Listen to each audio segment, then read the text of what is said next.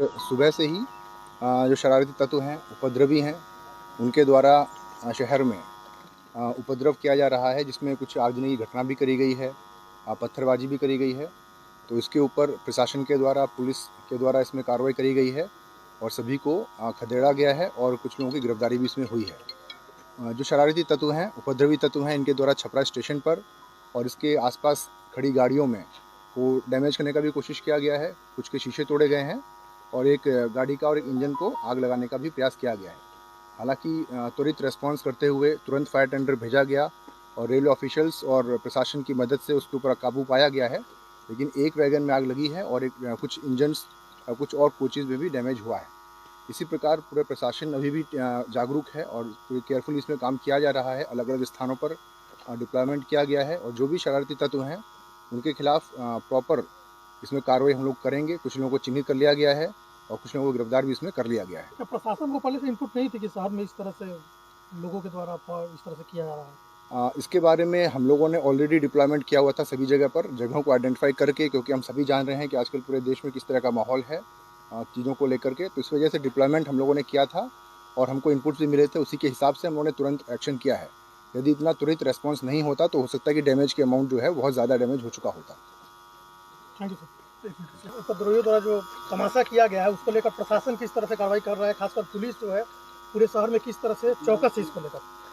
Police का deployment हर जगह किया गया था और दंडाधिकारी मजिस्ट्रेट भी प्रतिनियुक्त थे, परंतु काफ़ी संख्या में उपद्रवी तत्व इसमें शामिल हो गए जो प्रदर्शनकारी थे और उसको चिन्हित करते हुए उनको खदेड़ा भी गया है, उनको पकड़ने का भी प्रयास किया गया है। अभी कुछ गिरफ्तारियां भी की गई है और सभी का वीडियो फुटेज वगैरह भी हम लोग देख रहे हैं।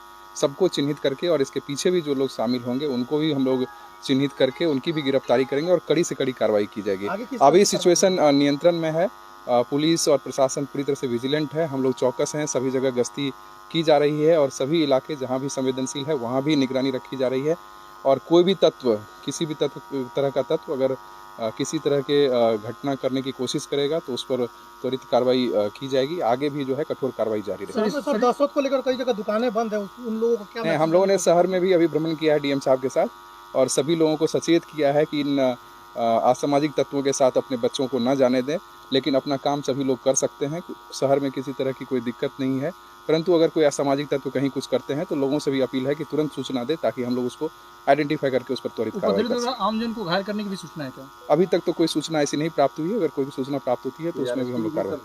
हाँ, अरेस्टिंग हुई है। अभी लगातार ये प्रक्रिया जारी है।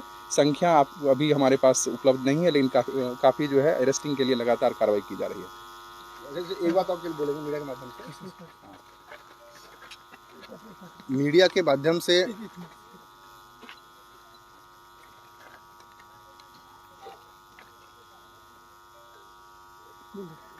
मीडिया के माध्यम से मैं सारण के सभी निवासियों से अपील करना चाहूँगा कि कृपया सब लोग शांति बना के रखें और लोकतांत्रिक व्यवस्था में किसी भी प्रकार का यदि कोई विरोध करना है तो शांतिपूर्ण विरोध का तरीका होता है, बातचीत का तरीका होता है।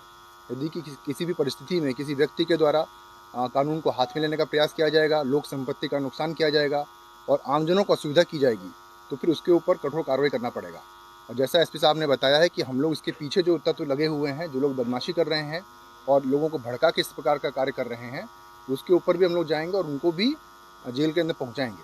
तो मेरा मीडिया के माध्यम से ये अनुरोध है कि कृपया शांतिपूर्ण रहें। यदि किसी सरकार की नीति से किसी प्रकार का विरोध है लोगों को तो शांतिपूर्ण विरोध प्रदर्शन का हक है जनता को, उसका इस्तेमाल किया जाए, लेकिन किसी भी तरह से कानून को हाथ में लेकर लोक संपत्ति का नुकसान करने से बचें। धन्यवाद।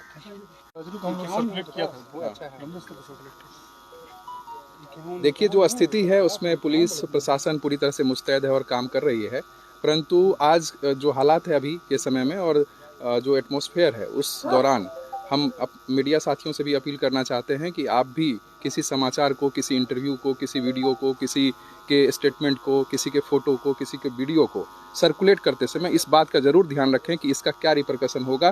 क्या इससे लॉ एंड ऑर्डर स्थिति उत्पन्न हो जाएगी? क्या इससे सामाजिक सौहार्द उत्पन्न की स्थिति खराब होगी? क्या इससे कम्युनल टेंशन बढ़ेगा? अगर ऐसी कोई बात होती है तो उसको आप निश्चित तौर पर, ये कानूनी रूप से भी अपराध है कि आप उसको सर्कुलेट ना करें। उसकी सूचना आप तुरंत मुझे दें किसी भी प्रशासनिक पदाधिकारी को दो, किसी भी पुलिस पदाधिकारी को दो, लेकिन उसको किसी भी तरह से आप अपने किसी भी सोशल मीडिया के माध्यम से, किसी न्यूज़ पोर्टल के माध्यम से या किसी भी तरह से उसको चलाने का आपको कोई हक अधिकार नहीं है, जिससे कि समाज में अशांति फैले। इस बात का सभी आप लोग ध्यान रखिए। और आप लोगों का भी रोल जो है एक सकारात्मक रोल होना चाहिए, जिसमें कि शांति व्यवस्था कायम करने में, विधि व्यवस्था कायम करने में किस प्रकार से आप पॉजिटिव रोल अपना करके और इस तरह के भ्रामक जो बातें फैलती है उसको फैलाने से रोकने में किस तरह से आप मदद कर सकते हैं, उसमें आप लोग अपनी भूमिका निभाइए। यही हम आप लोगों से अपील करना चाहते हैं।